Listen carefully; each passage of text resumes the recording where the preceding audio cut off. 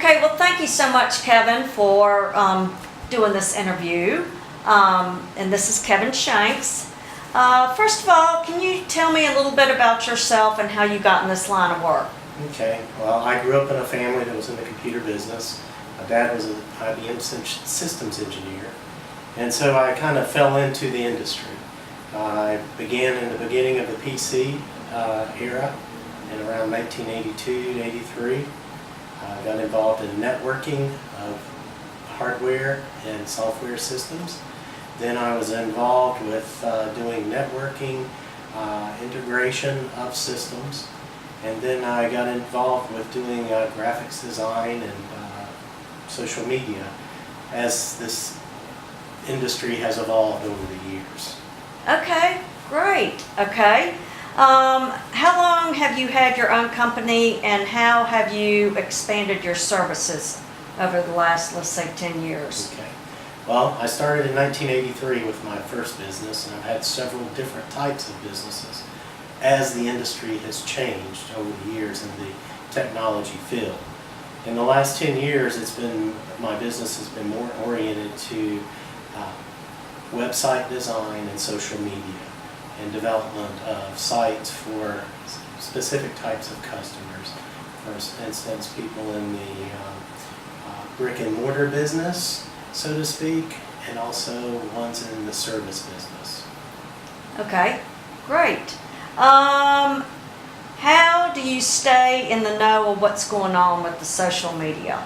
Because it's changing so fast. That's a good question. I like to look at it from a distance.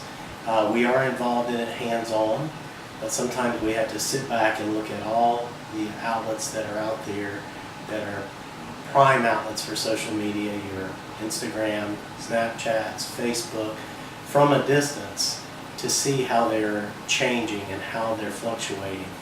And that's how I like to look at it, and also observe what's happening in the industries from the big players in the industry like Google, Instagram, and Facebook.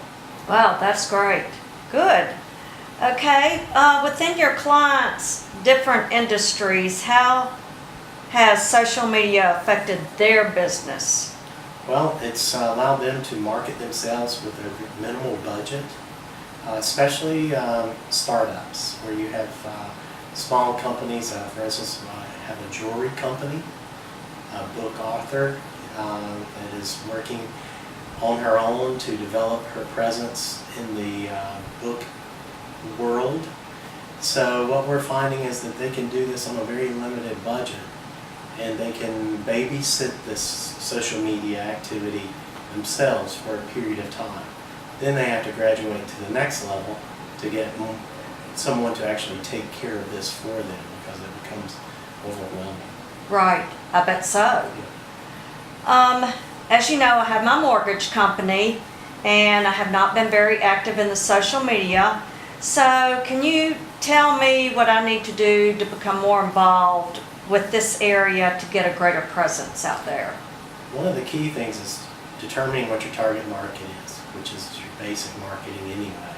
So you're going to determine if you're going to be marketing to, for instance, the first-time home buyer, maybe it's a retired home buyer, or it's the second home buyer. Then we can target through particular medias, if it's Facebook, Instagram, Pinterest, other areas, towards one specific group or all of the groups at one time. So you can target people specifically based upon the area of social media they're using. Okay. I want to go back to the website. You do the website. So how do you get activity on that website? How are you, like with search engines? Okay.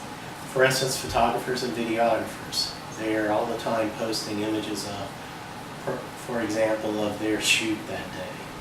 That shoot then is sent out to Instagram, which then points back to their website, which drives traffic back if someone finds something of interest.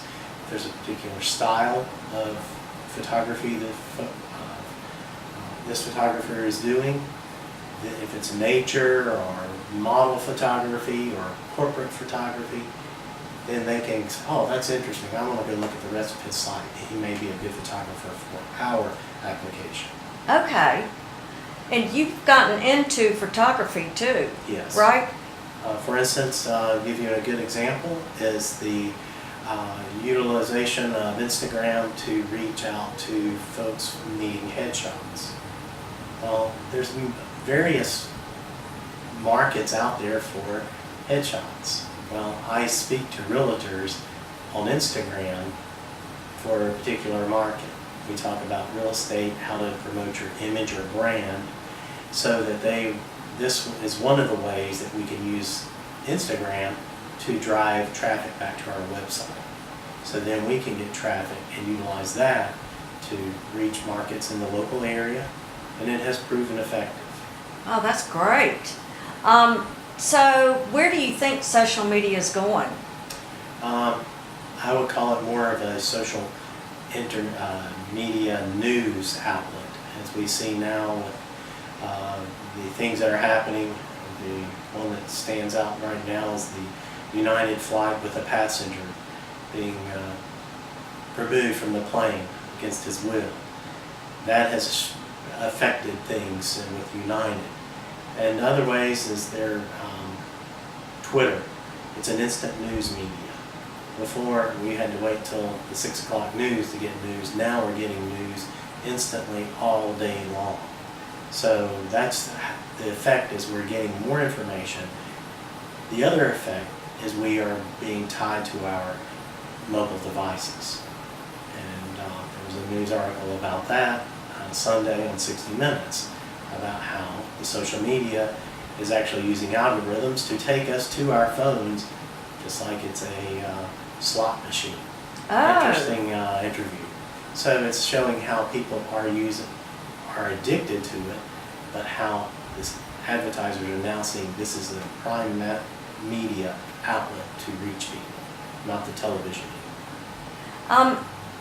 Let me ask you another question. So do you have any clients that are being negatively affected business-wise from the social media? No, not at this time. Normally, we try to do reputation management, and sometimes reputation management, and for instance, in the instance of United yesterday, was something that was so immediate, there was no time to do any reputation management.